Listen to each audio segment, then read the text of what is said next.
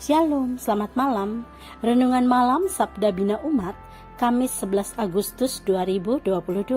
Firman Tuhan malam ini terambil dari Hakim-Hakim 11 ayat 29 sampai 40. Demikian firman Tuhan. Lalu roh Tuhan menghinggapi Yefta. Ia berjalan melalui daerah Gilead dan daerah Manasye, kemudian melalui Mispa di Gilead, dan dari Mispa di Gilead ia berjalan terus ke daerah Bani Amon.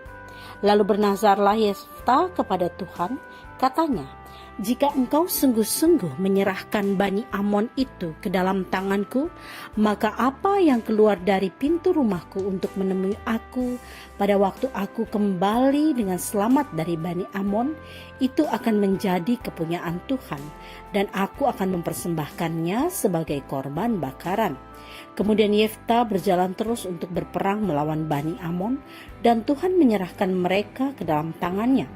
Ia menimbulkan kekalahan yang amat besar di antara mereka, mulai dari Aroer sampai dekat Minit, 20 kota banyaknya, dan sampai ke Abel Keramim, sehingga Bani Amon itu ditundukkan di depan orang Israel. Ketika Yefta pulang ke Mispa, ke rumahnya, tampaklah anaknya perempuan keluar menyongsong dia dengan memukul rebana serta menari-nari. Dialah anaknya yang tunggal. Selain daripada dia, tidak ada anaknya laki-laki atau perempuan.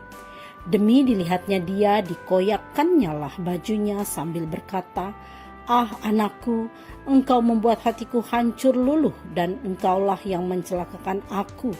Aku telah membuka mulutku bernasar kepada Tuhan, dan tidak dapat aku mundur." Tetapi jawabnya kepadanya, "Bapa, jika engkau telah membuka mulutmu bernasar kepada Tuhan, maka perbuatlah kepadaku sesuai dengan nazar yang kau ucapkan itu, karena Tuhan telah mengadakan bagimu pembalasan terhadap musuhmu, yakni Bani Amon itu." Lagi katanya kepada ayahnya, "Hanya izinkanlah aku melakukan hal ini. Berilah keluasan kepadaku 2 bulan lamanya, supaya aku pergi mengembara ke pegunungan dan menangisi kegadisanku bersama-sama dengan teman-temanku."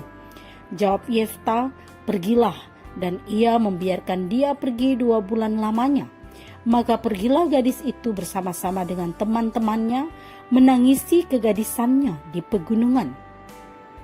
Setelah lewat 2 bulan itu, kembalilah ia kepada ayahnya, dan ayahnya melakukan kepadanya apa yang telah dinazarkannya itu.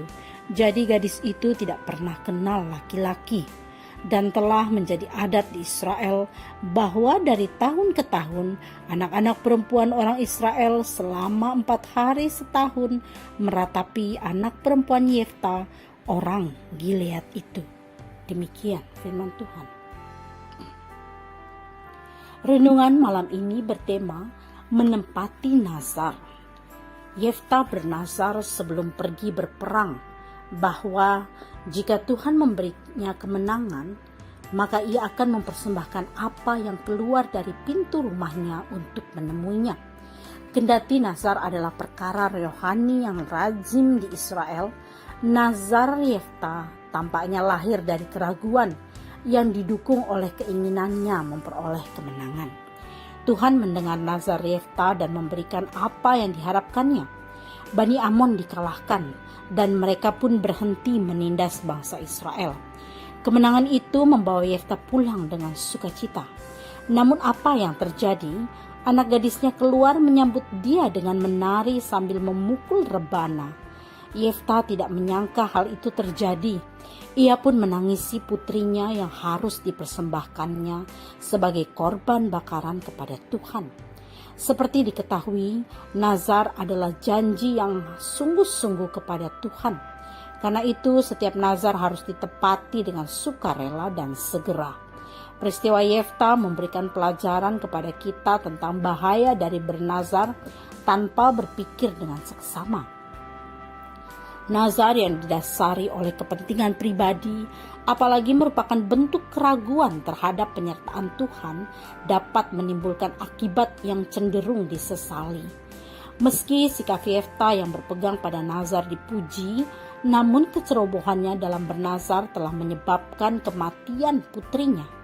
Gadis itu sama sekali tidak memiliki pilihan selain melakukan apa yang dinazarkan ayahnya kepada Tuhan.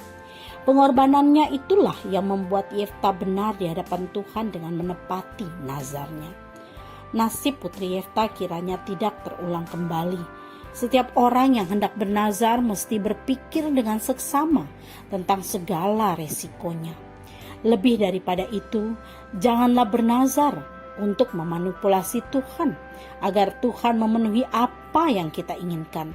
Belajarlah untuk menyerahkan diri kepada kehendak Tuhan ketimbang bernazar lalu menyesal. Doa malam ini, Allah Maha Pengasih, kuatkanlah iman percaya kami agar tidak melakukan penyertaan-Mu ataupun bernazar dengan ceroboh kepadamu. Amin. Demikian renungan malam ini. Selamat beristirahat. Tuhan Yesus memberkati.